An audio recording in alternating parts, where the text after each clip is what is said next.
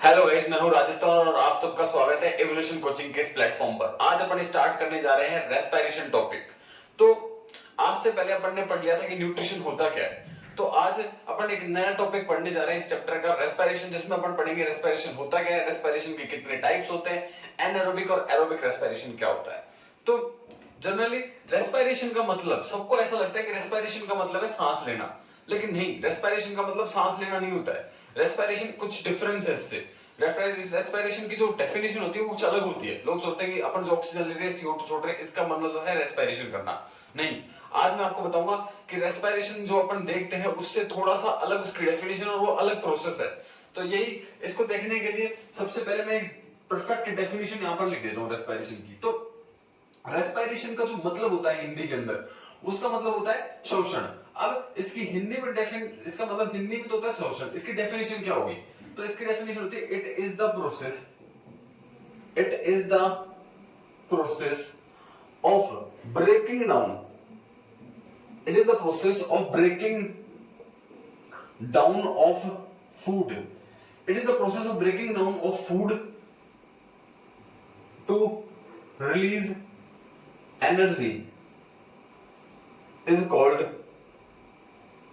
respiration, is called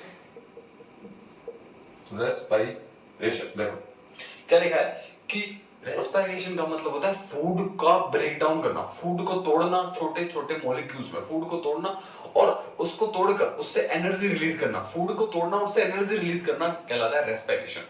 तो respiration जो है आपकी बॉडी में, रेस्पिरेशन हमेशा होता रहता है। रेस्पिरेशन एक कंटिन्यूअस प्रोसेस है।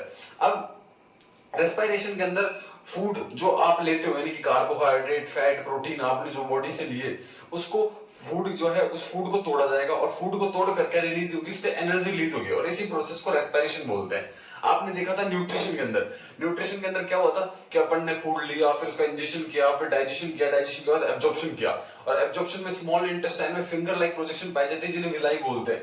वहां से क्या होता है कि आपके फूड को बिल्कुल सिंपल फॉर्म में तोड़ देंगे और वहां से वो फूड एब्जॉर्ब हो जाता है और फिर एब्जॉर्ब होके पूरे बॉडी के अंदर सर्कुलेट हो जाता है ब्लड के थ्रू।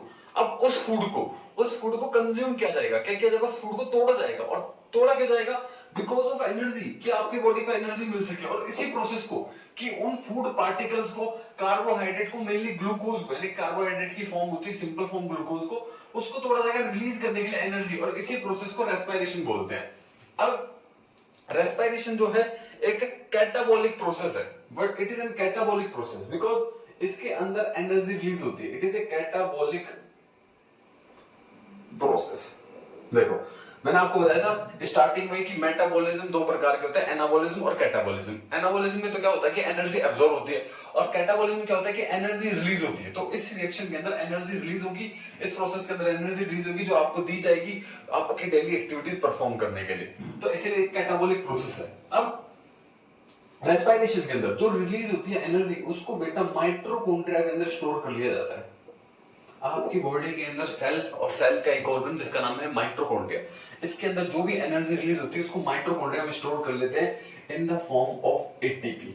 देखो प्लांट्स हो, एनिमल्स हो, सबके अंदर जो एनर्जी स्टोर होती है वो एटीपी की फॉर्म में होती है। एटीपी मतलब एडिनोसिन ट्राइफॉस्फेट, एडिनोसिन ट्राइफॉस्फेट। देखो इसी फॉर्म में आपके अंदर एनर्जी स्टोर होती है। जो एनर्जी रिलीज होती है उस एनर्जी का यूज करके एटीपी के बहुत सारे मॉलिक्यूल्स बना लिए जाते हैं, और ये एटीपी के मॉलिक्यूल्स माइटोकॉन्ड्रिया में स्टोर हो जाते हैं। तो माइटोकॉन्ड्रिया में जो एनर्जी रिलीज होती है उसको एटीपी की फॉर्म में स्टोर कर लिया जाता है, और जब भी जरूरत पड़ती है, नीड पड़ती है, ये एटीपी मॉलिक्यूल्स क्या हो जाते हैं, रिलीज हो जाते हैं, और आप टूटते हैं और आपको एनर्जी देने का काम करते हैं।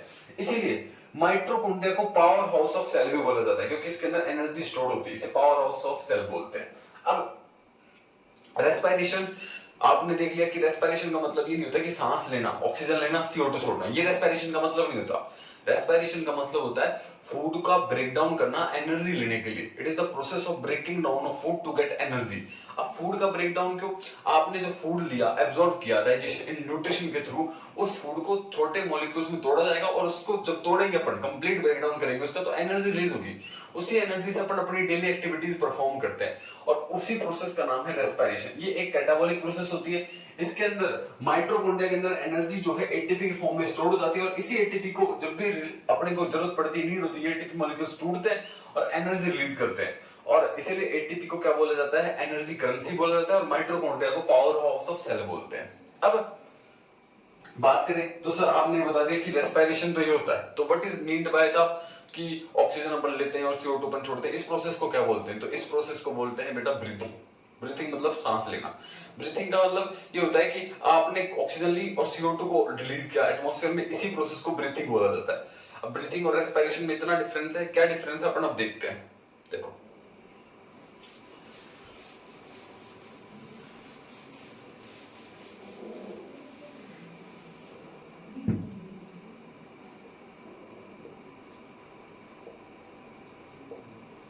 ब्रीथिंग क्या है, तो देखो ब्रीथिंग की बात करते हैं। तो breathing it is the process of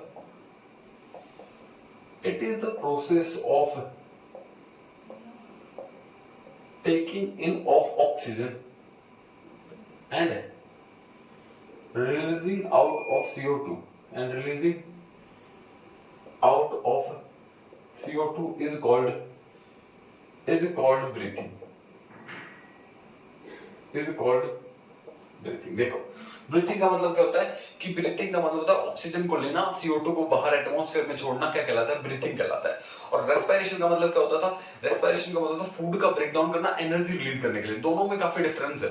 अब दोनों के एक अपन डिफरेंस भी देख लेते हैं कि क्या मतलब होता है, दोनों में क्या डिफरेंस होता है। तो ब्रीथिंग का मतलब है कि ऑक्सीजन को लेना, टेकिंग इन ऑफ ऑक्सीजन, और रिलीजिंग आउट ऑफ CO2 को एटमॉस्फेयर में छोड़ना क्या कहलाता है, ब्रीथिंग कहलाता है। It is known as breathing. लेकिन अब एक बार डिफरेंस देख लेते हैं, दोनों में क्या डिफरेंस है। यहां मैं लिख देता हूं रेस्पिरेशन और यहां लिख देता हूं ब्रीथिंग। देखो एक बात मैं क्लियर कर देता हूं आपके लिए कि अगर रेस्पिरेशन करना है तो ब्रीथिंग काफी इंपॉर्टेंट प्रोसेस है, क्योंकि रेस्पिरेशन का पार्ट ही होती है ब्रीथिंग। अगर आप ब्रीथिंग नहीं करोगे यानी कि ऑक्सीजन नहीं लोगे तो रेस्पिरेशन नहीं होगा। रेस्पिरेशन का पार्ट है ब्रीथिंग, इंपॉर्टेंट पार्ट है। ब्रीथिंग होता है जब आगे जाके रेस्पिरेशन होता है। अब ब्रीथिंग का मैंने आपको जनरल मतलब बता दिया कि इसके अंदर क्या होता है, it involves the taking of oxygen, it involves the exchange of gases. आप ऐसे ले लो, इसके अंदर गैसेस का एक्सचेंज होता है, एक्सचेंज ऑफ गैसेस, यानी कि ऑक्सीजन लेंगे और CO2 बाहर निकालेंगे, एक्सचेंज ऑफ गैसेस होता है। इसके अंदर रेस्पिरेशन के अंदर नहीं। इसके अंदर क्या होगा, it involves the breakdown of food, it involves the breakdown of food to get energy। देखो इसके अंदर क्या होगा, फूड को तोड़ा जाएगा। जनरली ग्लूकोज के मॉलिक्यूल्स को तोड़ा जाता है एनर्जी रिलीज करने के लिए, इसे बोलते हैं रेस्पिरेशन। इसके अंदर ऑक्सीजन को लिया जाता है, CO2 को बाहर निकाला जाता है, इसे बोलते हैं ब्रीथिंग। अब ब्रीथिंग जो है एक फिजिकल प्रोसेस है, it is a physical process. एक ये भी अंतर है, इट एक फिजिकल प्रोसेस होती है, लेकिन रेस्पिरेशन एक केमिकल प्रोसेस है, it is a chemical process. देखो केमिकल प्रोसेस, देखो जब आप ब्रीथिंग करते हो, सांस लेते हो, तो आप फील कर सकते हो उसे कि मैं सांस ले रहा हूं। आप ऑक्सीजन लेते हो तो आपके सांस लेते हो, जब आपके लंग्स का साइज थोड़ा इंक्रीज हो जाता है, जब सांस छोड़ते हो तो लंग्स का साइज थोड़ा डिक्रीज हो जाता है, तो आप फील कर सकते हो इस प्रोसेस को, इसलिए फिजिकल प्रोसेस है। लेकिन रेस्पिरेशन अभी भी हो रहा है और हरदम होता रहता है, 24 घंटे होता रहता है, इसलिए रेस्पिरेशन एक केमिकल प्रोसेस है। हर एक सेल में, हर एक टिश्यू के अंदर ये हो रहा है और एनर्जी दे रहा है आपको। आप जो भी काम कर रहे हो उसके लिए एनर्जी मिल रही है, इवन आप सो रहे हो तो भी आपको एनर्जी मिल रही है। तो रेस्पिरेशन हमेशा होता रहता है और आपको पता भी नहीं चलता, इसीलिए रेस्पिरेशन एक इनवॉलंटरी एक्शन है। ये भी इनवॉलंटरी एक्शन है, ये भी होता रहता है, लेकिन आप ब्रीथिंग को थोड़े देर के लिए, 1 मिनट के लिए, 2 मिनट के लिए, वो आपकी कैपेबिलिटी, उस तक आप कंट्रोल कर सकते हो। ब्रीथिंग को, सांस लेने को रोक सकते हो, लेकिन रेस्पिरेशन को नहीं रोक सकते। रेस्पिरेशन पे कंट्रोल नहीं होता, रेस्पिरेशन इनवॉलंटरी एक्शन है, वो होता रहता है। तो जो ब्रीथिंग है वो एक फिजिकल प्रोसेस है, लेकिन जो रेस्पिरेशन है वो एक केमिकल प्रोसेस है। अब आगे और डिफरेंस देखें तो देखो क्या, it takes place in the lungs और it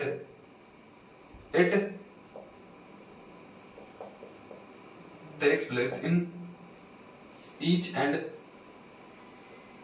every cell। देखो क्या अंतर है, कि ये तो केवल लंग्स के अंदर होती है। आपके लंग्स के अंदर क्या होगा, लंग्स में एल्वियोलाई एक नाम का ऑर्गन अपन पढ़ेंगे, एल्वियोलाई की स्ट्रक्चर होती है, वहां जाके ऑक्सीजन और CO2 का एक्सचेंज हो जाएगा।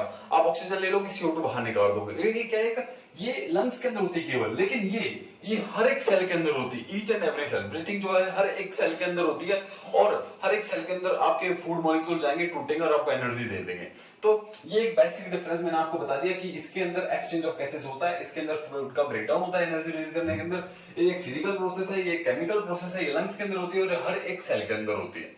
अब ब्रीथिंग का मतलब होता है taking in of oxygen and releasing out of CO2, और रेस्पिरेशन का मतलब होता है breaking down of food to get energy. अब अपन आगे चलते हैं कि अपन पढ़ते हैं कि रेस्पिरेशन कितने टाइप के होते हैं।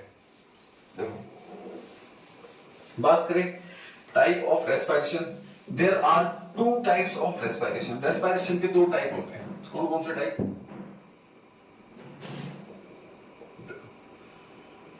There are 2 types of respiration. एक रेस्पिरेशन होता है, इसका नाम है एरोबिक रेस्पिरेशन, और दूसरा रेस्पिरेशन होता है anaerobic respiration. There are 2 types of respiration, aerobic respiration और anaerobic respiration। अगर मैं यहाँ पर फुल नाम लिख दूं इनका, तो aerobic respiration और इसका नाम है anaerobic respiration। देखो, 2 प्रकार के रेस्पिरेशन होते हैं, एरोबिक और एनएरोबिक। अब दोनों में अंतर क्या है? देखो, रेस्पिरेशन तो यहां पर भी है, रेस्पिरेशन यहां पर भी है, दोनों में रेस्पिरेशन तो आ ही रहा है, लेकिन रेस्पिरेशन का मतलब भी समझ गए। रेस्पिरेशन का मतलब है फूड का ब्रेकडाउन करना एनर्जी के लिए, लेकिन यहां पर एरोबिक और यहां पर एनएरोबिक है। इसका क्या मतलब है? तो जनरल आपको एक बेसिक डिफरेंस बताता हूं। सबसे पहले एरोबिक रेस्पिरेशन का मतलब यहां पर फूड का ब्रेकडाउन होगा इन द प्रेजेंस ऑफ ऑक्सीजन। अगर ऑक्सीजन मिलेगी तभी फूड के मॉलिक्यूल्स टूटेंगे, अगर ऑक्सीजन नहीं मिलेगी तो फूड नहीं टूटेगा और आपको एनर्जी नहीं मिलेगी। लेकिन एनएरोबिक रेस्पिरेशन में ऑक्सीजन हो ना हो कोई फर्क नहीं पड़ता, फूड टूटेगा और आप फूड के मॉलिक्यूल्स टूटेंगे और आपको एनर्जी प्रोवाइड कर देंगे। बस ये बेसिक डिफरेंस है दोनों के अंदर। सबसे पहले बात करें एरोबिक रेस्पिरेशन में क्या होता है। एरोबिक रेस्पिरेशन के अंदर फूड का ब्रेकडाउन होगा, लेकिन इन the presence of oxygen, oxygen होगी जब ही होगा, इसे बोलते हैं एरोबिक रेस्पिरेशन। एनाएरोबिक रेस्पिरेशन, फूड का ब्रेकडाउन होता है लेकिन इन the absence of oxygen, oxygen की कोई जरूरत नहीं है, फूड टूट जाएगा, फूड के मॉलिक्यूल्स टूट जाएंगे और एनर्जी दे देंगे। ये दोनों में अंतर है। तो अगर इंग्लिश में बोलना हो, जो मैं लिखाऊंगा आपको बोल के बताता हूं, एरोबिक रेस्पिरेशन क्या होता है। It is the process of breaking down of food in the presence of oxygen, is called aerobic respiration. अगर एनाएरोबिक की बात करें, it is the breaking down of food in the absence of oxygen, is called anaerobic respiration. इसमें oxygen काफी important है, oxygen होगी जब food टूटेगा, इसमें ऑक्सीजन की कोई इंपॉर्टेंस नहीं है, विदाउट ऑक्सीजन फूड टूट जाता है और एनर्जी मिल जाती है। अब सबसे पहले अपन पढ़ने वाले कैसे होता है, तो कैसे होने के लिए अपन पढ़ते हैं एरोबिक रेस्पिरेशन। सबसे पहले अपन देखते हैं एरोबिक रेस्पिरेशन। आप जानते हैं ये कैसे होगा, कैसे ऑक्सीजन की प्रेजेंस में फूड के मॉलिक्यूल्स टूटेंगे और आपको एनर्जी देंगे। एरोबिक रेस्पिरेशन, तो देखो क्या होता है, अगर मैं आपको जनरल समझाऊं, मान लो सेल है और सेल के अंदर क्या भरा होता है, फ्लूइड भरा होता है, और इस फ्लूइड को बोलते हैं अपन साइटोप्लाज्म, और इसका एक होता है न्यूक्लियस। क्या होता है? न्यूक्लियस। अब ये साइटोप्लाज्म है, ये न्यूक्लियस है, और आपकी बॉडी में एब्जॉर्प्शन हो रहा है स्मॉल इंटेस्टाइन से, ब्लड कैपिलरीज फूड को एब्जॉर्ब कर रही है और फूड को सिंपल मॉलिक्यूल्स में तोड़ा जाता है। आप जो फूड लेते हो वो स्टार्च की फॉर्म में होता है, स्टार्च से उसको तोड़ा जाता है माल्टोज में, फिर माल्टोज से ग्लूकोज में, और ग्लूकोज को एब्जॉर्ब करके आपकी बॉडी हर एक सेल तक सर्कुलेट करेगी। अब जैसे मान लो इस सेल तक आ गए और यहाँ पर बहुत सारे ग्लूकोज मॉलिक्यूल, ये ग्लूकोज मॉलिक्यूल सेल के साइटोप्लाज्म में आएंगे, सेल के साइटोप्लाज्म में आएंगे, और इस ग्लूकोज को जो मैंने यहाँ पर लिखा हूँ ग्लूकोज मॉलिक्यूल, इस ग्लूकोज मॉलिक्यूल को सेल के साइटोप्लाज्म के अंदर, ये प्रोसेस हो रही है सेल के साइटोप्लाज्म में, सेल के साइटोप्लाज्म में वापस से तोड़ दिया जाएगा, वापस से तोड़ दिया जाएगा किसके अंदर? पायरुविक एसिड के अंदर। किसके अंदर? पायरुविक एसिड के अंदर। देखो ऐसा क्यों तोड़ा जा रहा है, सर क्यों ब्रेकडाउन हो रहा है? तो आपकी बॉडी डायरेक्टली कोई भी चीज कंज्यूम नहीं कर सकती। आप न्यूट्रिशन आपने पढ़ा, तो न्यूट्रिशन में आपने देखा कि एंजाइम्स फूड को तोड़ते हैं, फूड के अंदर जो कार्बोहाइड्रेट होता है वो बड़ी कॉम्प्लेक्स फॉर्म में पाया जाता है, यानी कि स्टार्च फॉर्म में पाया जाता है, फिर उसको तोड़ा जाता है डाइसेक्राइड फॉर्म में, जिसे माल्टोज बोलते हैं, फिर माल्टोज से बड़ी सिंपल फॉर्म में तोड़ा जाता है जो कि स्मॉल इंटेस्टाइन के अंदर होता है, यानी कि किसमें? ग्लूकोज में। अब ग्लूकोज को एब्सॉर्ब करते हैं। अब यहाँ पर भी आप ग्लूकोज को मॉलिक्यूल को तोड़ोगे, फिर इसकी मदद से जब ये सबसे सिंपल फॉर्म में टूटेगा, फिर आप उसे तोड़कर एनर्जी रिलीज कर दोगे और वो एनर्जी आपकी बॉडी में स्टोर हो जाएगी और आपको मिल जाएगी। ऐसे ग्लूकोज मॉलिक्यूल को तोड़ा जाता है साइटोप्लाज्म में, किसके अंदर? पायरुविक एसिड के अंदर। जो ग्लूकोज है वो एक 6 कार्बन कंपाउंड है और पायरुविक एसिड है वो एक 3 कार्बन कंपाउंड होता है। जैसे आपको पता है कि ग्लूकोज का फॉर्मूला होता है C6H12O6 है, जबकि इस पायरुविक एसिड का फॉर्मूला होता है C3H4O3, ये इसका फॉर्मूला होता है। अब फॉर्मूला कोई नीडेड नहीं है, मैं कह रहा हूं जो 6 कार्बन कंपाउंड है उसको 3 कार्बन कंपाउंड में तोड़ा जाता है। अब इस प्रोसेस को बोलते हैं ग्लाइकोलाइसिस। क्या बोलते हैं? ग्लाइकोलाइसिस। अब जैसे ही ये पायरुविक एसिड में टूट जाएगा, तो जैसे ही पायरुविक एसिड में टूट जाता है तो आपकी सेल के अंदर, मैंने बोला आपको माइटोकॉन्ड्रिया पाया जाता है। सपोज करो दिस इज माइटोकॉन्ड्रिया, ये सेल का क्या है? माइटोकॉन्ड्रिया है। अब बाहर पायरुविक एसिड है। अब मैंने बोला आपकी सेल, यानी कि बात कर रहे हैं अपन किसकी? एरोबिक रेस्पिरेशन का। आपकी सेल के अंदर आएगी ऑक्सीजन। इस ऑक्सीजन का यूज करके ये पायरुविक एसिड जाएगा माइटोकॉन्ड्रिया में। किसमें जाएगा? माइटोकॉन्ड्रिया में। और ऑक्सीजन का यूज कर ऑक्सीजन होगी जब भी ये माइटोकॉन्ड्रिया में जाएगा, ऑक्सीजन नहीं होगी तो माइटोकॉन्ड्रिया में नहीं जाएगा। ऑक्सीजन का यूज करके ये पायरुविक एसिड माइटोकॉन्ड्रिया में जाता है और वहां जाकर टूट जाता है। किसमें टूट जाता है? वहां जाकर टूट जाता है बेटा CO2 में, वाटर में, और प्लस एनर्जी रिलीज कर देता है। CO2, वाटर और एनर्जी। और आपको मैं बताऊं तो एक ग्लूकोज मॉलिक्यूल से अप्रोक्स 38 एटीपी फॉर्म होते हैं। 38 एटीपी एक ग्लूकोज के मॉलिक्यूल के टूटने से 38 एटीपी बनते हैं। वो बहुत बड़ा लार्ज नंबर है। और ये पायरुविक एसिड, वापस सुनिए, ये पायरुविक एसिड ऑक्सीजन की ही प्रेजेंस में माइटोकॉन्ड्रिया में जाता है और फिर टूटता है CO2, वाटर और एनर्जी में। और जो एनर्जी रिलीज होती है वो एक ग्लूकोज के मॉलिक्यूल से अप्रोक्स 38 एटीपी बनते हैं। 38 एटीपी बनते हैं। तो सपोज करो आप कितनी ज्यादा एनर्जी है। अब मैं इसको वापस से एक तरीके से लिख देता हूं। देखो वापस से अपन देखते हैं एक बार तरीके से। सबसे पहले क्या होगा? ग्लूकोज के मॉलिक्यूल्स को देखो, ग्लूकोज फूड का मॉलिक्यूल है। इस जो कि 6 कार्बन कंपाउंड होता है, इसको तोड़ा जाता है किसके अंदर? In cytoplasm. इसको इसका ब्रेकडाउन होता है साइटोप्लाज्म के अंदर। और इस प्रोसेस को बोलते हैं बेटा ग्लाइकोलाइसिस।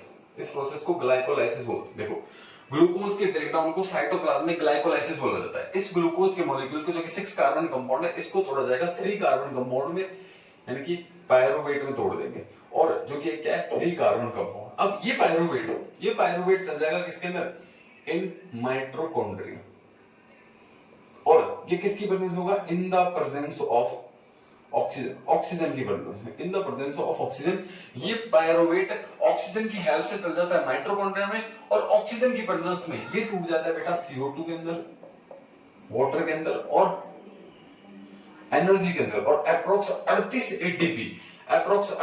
एटीपी का फॉर्मेशन होता है एक ग्लूकोज के मॉलिक्यूल से। वापस देखो एरोबिक रेस्पिरेशन क्या होगा कि एरोबिक रेस्पिरेशन में ग्लूकोज का मॉलिक्यूल सबसे पहले साइटोप्लाज्म के अंदर टूटता है और इस प्रोसेस को बोलते हैं ग्लाइकोलाइसिस। और किसके अंदर टूटता है? पायरुवेट में, जो कि 3 कार्बन कंपाउंड है। फिर 3 कार्बन कंपाउंड किसके अंदर जाता है? माइटोकॉन्ड्रिया में। और इन द प्रेजेंस ऑफ ऑक्सीजन ये पायरुवेट या पायरुविक एसिड टूटता है, CO2, वाटर और एनर्जी रिलीज करता है, जो कि 38 एटीपी की एनर्जी रिलीज होती है। और ये सब होता है ऑक्सीजन की प्रेजेंस में। इसलिए इस रेस्पिरेशन को एरोबिक रेस्पिरेशन बोलते हैं। अब मैं कुछ टर्म्स लिख देता हूं लाइन वाइज। देखो पहली बात, ये respiration it takes place in the presence of oxygen. It takes place in the presence of oxygen. Oxygen की प्रेजेंस में होगा। अगर ऑक्सीजन होगी तभी रेस्पिरेशन होगा, तभी फूड का ब्रेकडाउन होगा, वरना नहीं होगा। सेकंड, इसके अंदर it involves complete breakdown. It involves complete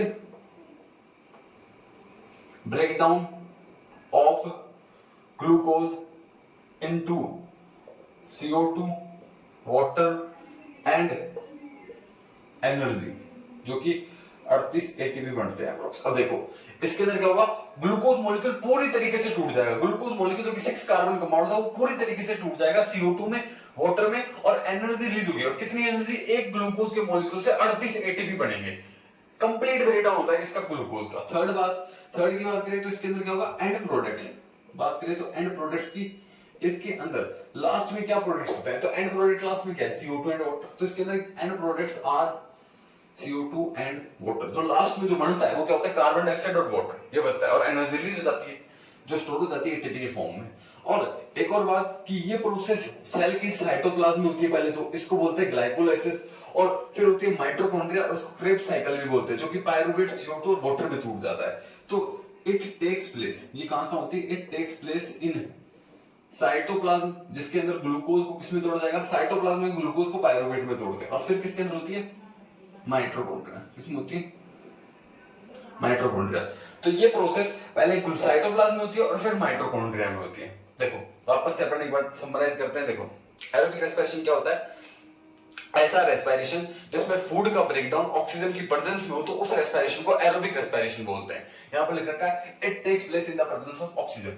इसके अंदर ग्लूकोज मॉलिक्यूल्स को कंप्लीटली तोड़ दिया जाता है CO2 वाटर एनर्जी में। It involves complete breakdown of glucose into CO2 carbon dioxide water plus energy. और एक ग्लूकोज का मॉलिक्यूल जब टूटता है तो 38 एटीपी बनते हैं, 38 एटीपी बन रहे हैं, काफी ज्यादा नंबर है। Next end products are CO2 and water. Last में जो बनता है वो CO2 और वाटर, यही बनेगा, पूरा टूट जाएगा ग्लूकोज। और लास्ट है it takes place in cytoplasm. पहली प्रोसेस साइटोप्लाज्म में होगी और दूसरा है माइटोकॉन्ड्रिया के अंदर। क्या होगा कि ग्लूकोज जो कि 6 कार्बन कंपाउंड है, काफी वो कॉम्प्लेक्स है, इसको साइटोप्लाज्म में पायरुवेट में तोड़ दिया जाएगा और इस प्रोसेस को बोलेंगे ग्लाइकोलाइसिस, जो कि 3 कार्बन कंपाउंड होता है। इस पायरुवेट को माइटोकॉन्ड्रिया के अंदर ऑक्सीजन की प्रेजेंस में तोड़ दिया जाएगा CO2 वाटर के अंदर और एनर्जी रिलीज हो जाएगी कितनी, 38 एटीपी के फॉर्म में। अब हम बढ़ते हैं नेक्स्ट टाइप इसका, जिसका नाम है एनएरोबिक रेस्पिरेशन। उसमें देखते हैं क्या होता है।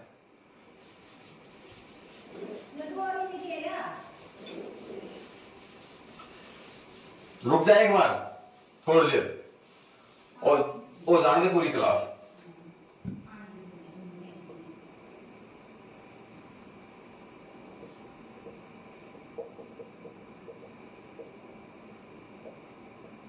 एनएरोबिक रेस्पिरेशन, ये देखते हैं क्या होता है एनएरोबिक रेस्पिरेशन। इसकी बात करें तो एनएरोबिक रेस्पिरेशन मैंने आपको बताया, ये रेस्पिरेशन क्या है, इसके अंदर फूड टूटेगा लेकिन ऑक्सीजन की एब्सेंस में, ऑक्सीजन नहीं है, विदाउट ऑक्सीजन टूट जाएगा। तो देखते हैं कैसे होता है।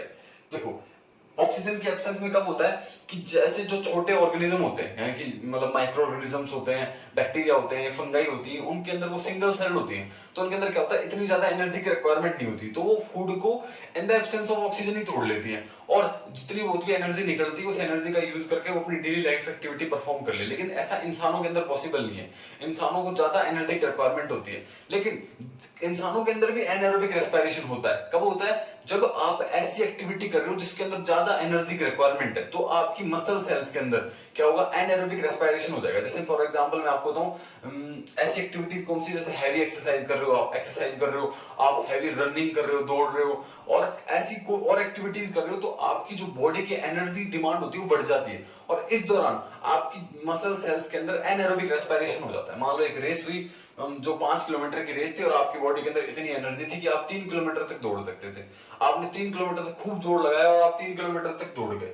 उसके बाद 2 किलोमीटर बची तो आप मतलब अब आप थके हारे हो, लेकिन फिर भी आप धीरे धीरे धीरे धीरे दौड़ रहे हो और आपकी बॉडी आपको सपोर्ट करेगी। उसके दौरान क्या करेगी कि आपकी बॉडी को ऑक्सीजन आप तेज तेज लेने लग जाओगे, आपकी ब्रीथिंग रेट बढ़ जाएगी, लेकिन ऑक्सीजन सप्लाई नहीं पहुंच पाएगी आपके पैरों तक, ऑक्सीजन सप्लाई मसल सेल तक ऑक्सीजन सप्लाई नहीं पहुंच पाएगी। तो क्या होगा कि आपकी सेल्स फूड को तोड़ने लग जाएंगे, लेकिन विदाउट ऑक्सीजन तोड़ के और आपको थोड़ी बहुत एनर्जी दे देगी। और इसीलिए आपकी बॉडी में भी हैवी एक्सरसाइज या हैवी एक्टिविटी जब आप परफॉर्म करते हो तो उस दौरान क्या हो जाता है, एनएरोबिक रेस्पिरेशन होता है।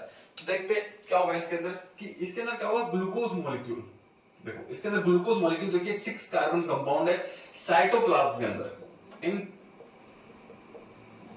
साइटोप्लाज्म ऑफ सेल, जिस प्रोसेस को क्या बोलते हैं, ग्लाइकोलाइसिस। वापस बता रहा हूं आपको, ग्लूकोज का तोड़ना साइटोप्लाज्म के अंदर 6 कार्बन कंपाउंड होता है, किसमें तोड़ना, पायरुवेट के अंदर, पायरुवेट के अंदर जो कि 3 कार्बन कंपाउंड, इसमें टूटना क्या कहलाता है, ग्लाइकोलाइसिस कहलाता है और ये प्रोसेस होती है साइटोप्लाज्म में।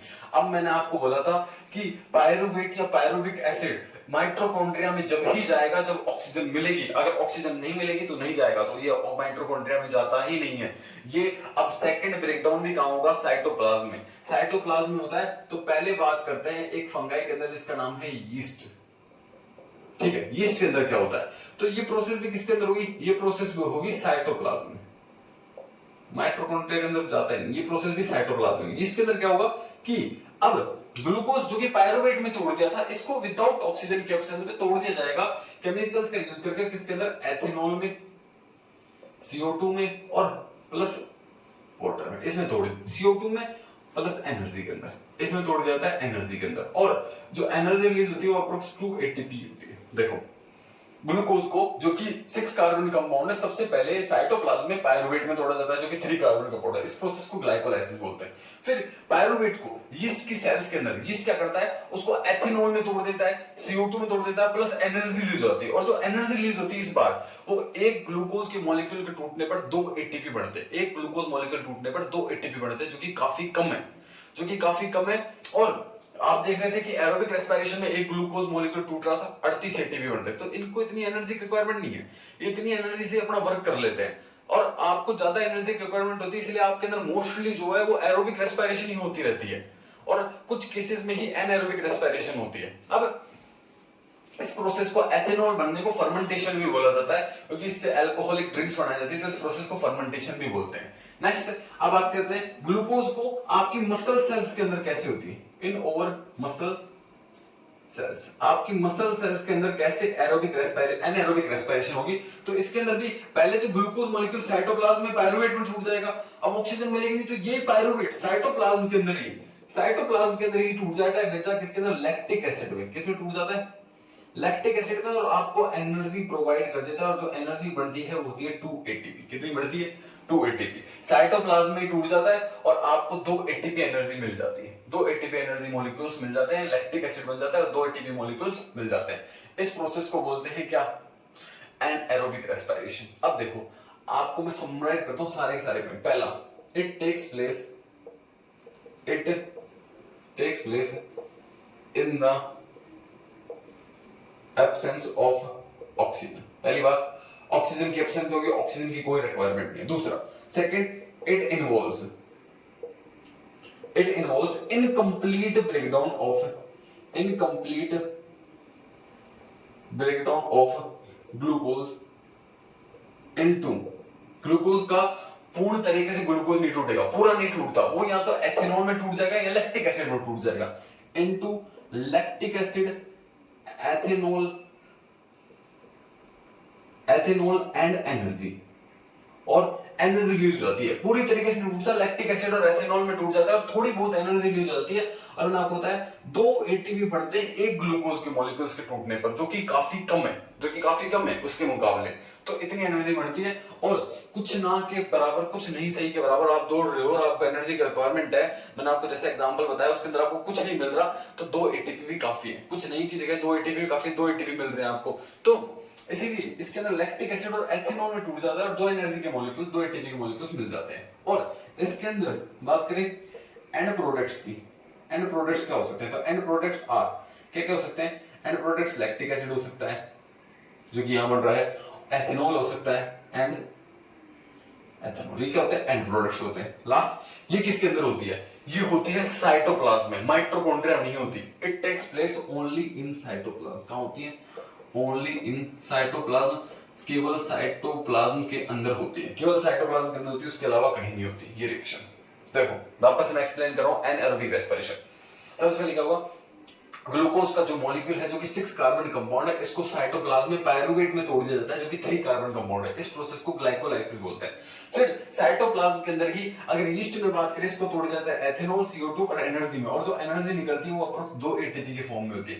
ये 2 एटीपी के फॉर्म में एनर्जी निकलती है बस। नेक्स्ट आपकी मसल सेल्स की बात करें तो इस पायरुवेट को तोड़ दिया जाता है लैक्टिक एसिड और एनर्जी में, और 2 एटीपी बनते हैं इसके अंदर भी। अब इसके अंदर ऑक्सीजन की एब्सेंस में एनारोबिक रेस्पिरेशन होता है। इसके अंदर इनकम्प्लीट ब्रेकडाउन होता है, पूरी तरीके से ग्लूकोज नहीं टूटता, लैक्टिक एसिड और एथेनॉल और एनर्जी के अंदर, और एंड प्रोडक्ट जो बनते हैं वो लैक्टिक एसिड और एथेनॉल होते हैं। और लास्ट ये केवल किसके अंदर होती है, साइटोप्लाज्म के अंदर होती है। अब आपने देख लिया कि एरोबिक और एनारोबिक में क्या फर्क है, आप फर्क भी बता सकते हो। एरोबिक ऑक्सीजन की प्रेजेंस में होगा, ये इन the absence of oxygen, oxygen की एब्सेंस में होगा। एरोबिक के अंदर एंड प्रोडक्ट क्या होंगे, CO2 वाटर एनर्जी, इसके अंदर एंड प्रोडक्ट क्या होंगे, एथेनॉल, लैक्टिक एसिड और एनर्जी। उसके अंदर साइटोप्लाज्म और माइटोकॉन्ड्रिया में होगी, और इसके अंदर यानी कि एनारोबिक रेस्पिरेशन का ओनली साइटोप्लाज्म के अंदर होगी। इसके अंदर एनर्जी जो है वो कम अमाउंट में बनेगी, 2 एटीपी बनेगी, और एरोबिक में 38 एटीपी बनेगी, ज्यादा एनर्जी रिलीज होगी। तो ये फर्क है दोनों के अंदर। अब अपन एक लास्ट सिंपल सा क्वेश्चन देखते हैं और फिर टॉपिक कंप्लीट करते हैं। तो देखिए वो क्वेश्चन क्या है। अब अपन एक क्वेश्चन देखते हैं। ये क्वेश्चन जनरली एग्जाम्स में पूछा जाता है, या इसका रीजन आपको पता होना चाहिए कि व्हाई पेन अकर्स इन और लेग मसल्स व्हाइल लर्निंग। मैंने आपको बताया जब आप दौड़ते हो और लगातार आप दौड़ते रहते हो, काफी लंबी रेस, लॉन्ग डिस्टेंस की रेस करते हो, तो आपकी बॉडी में एनर्जी की सप्लाई बढ़ जाती है। और जब एनर्जी की सप्लाई बढ़ जाएगी तो ऑक्सीजन जो है, ऑक्सीजन प्रॉपर अमाउंट में सप्लाई नहीं हो पाती, तो आपकी बॉडी यानी कि आपकी जो लेग की मसल सेल्स है, वहां पर क्या होता है, वो लेग की मसल सेल्स एनर्जी डिमांड पूरी करने के लिए क्या करते हैं, फूड यानी कि ग्लूकोज के मॉलिक्यूल्स को, ग्लूकोज ग्लूकोज के मॉलिक्यूल्स को इन द एब्सेंस तोड़ देते हैं और आपको एनर्जी देने का काम करते हैं। लेकिन जो एनारोबिक रेस्पिरेशन होता है उसमें 2 एटीपी मिलते हैं। लेकिन कुछ भी हो, एक तो आपको एनर्जी नहीं मिले, मान लो आपकी सेल्स रुकी जाए, भाई हम तो काम नहीं करेंगे, हम एनर्जी नहीं देंगे आपको, अब आप रुक जाओ, रेस करना छोड़ दो। लेकिन ऐसा नहीं करती आपकी सेल, आपकी बॉडी आपको सपोर्ट करती है, उनकी सेल्स एनारोबिक रेस्पिरेशन करने लग जाती है और आपको 2 एटीपी दे देती है। और बहुत सारे ग्लूकोज मॉलिक्यूल होते हैं, वो आपको टूटते हैं और आपको 2-2 एटीपी एनर्जी देते हैं और इससे आपको एनर्जी मिल जाती है हाई एनर्जी डिमांड के दौरान, हैवी एक्सरसाइज के दौरान, रनिंग के दौरान। अब इससे नुकसान क्या है? इससे एक नुकसान है सिंपल सा, क्या कि इसके अंदर जब कोई भी व्यक्ति व्हेन समवन रन्स, कोई भी व्यक्ति दौड़ता है फास्ट, तो इट में experience pain in leg muscles. उसको क्या हो सकता है? पेन महसूस हो सकता है किसके अंदर? लेग मसल्स के अंदर पेन। क्यों? Because of anaerobic respiration takes place in the leg muscles. क्या होता है कि एनारोबिक रेस्पिरेशन होती है किस वजह से? Due to high energy demand of the body, क्योंकि बॉडी की डिमांड बढ़ जाती है। अब इसकी वजह से क्या होगा? मैंने आपको बताया एनारोबिक रेस्पिरेशन होगा मसल सेल्स में, तो बनेगा लैक्टिक एसिड। ये लैक्टिक एसिड आपकी सेल्स के अंदर इकट्ठा होता रहता है और इस लैक्टिक एसिड की वजह से आपकी सेल्स में आ जाते हैं क्रैम्प्स, और क्रैम्प्स के कारण पेन होने लग जाता है, यानी कि ऐंठन आ जाती है, क्रैम्प्स आ जाते हैं और इन क्रैम्प्स के कारण पेन होने लग जाता है। तो यही कारण है विच प्रोड्यूसेस लैक्टिक एसिड। क्या प्रोड्यूस करता है? लैक्टिक एसिड प्रोड्यूस करता है। और ये lactic acid, this lactic acid accumulates in the body, इकट्ठा होने लग जाता है बॉडी सेल्स के अंदर। और production of lactic acid, lactic acid के बनने से क्या होता है? मसल्स के अंदर क्रैम्प्स, यानी कि ऐंठन आ जाती है, साथ साथ इन ऐंठन की वजह से क्या होता है? पेन होने लग जाता है। तो लेकिन कुछ समय के बाद क्या होगा कि जैसे जैसे आपकी बॉडी रेस्ट पे आएगी और उस दौरान फिर इस लैक्टिक एसिड का ब्लड के साथ साथ ये डिसॉल्व होता जाएगा ब्लड में और आपके बॉडी के अंदर यूरिन के थ्रू बाहर निकल जाएगा। तो कुछ दिन रहता है ये पेन। तो आज अपन ने रेस्पिरेशन पढ़ लिया, अपन ने समझा कि रेस्पिरेशन क्या होता है, ब्रीथिंग का मतलब क्या होता है, रेस्पिरेशन के कितने टाइप होते हैं, एरोबिक और एनारोबिक रेस्पिरेशन किन्हें कहते हैं, और इसी के साथ अपन ने ये टॉपिक कंप्लीट कर लिया। अपन आगे नेक्स्ट वीडियो में इसके बाद बढ़ेंगे। तो अगर आपको वीडियो अच्छा लगा तो आप चैनल को सब्सक्राइब करें। Thank you very much.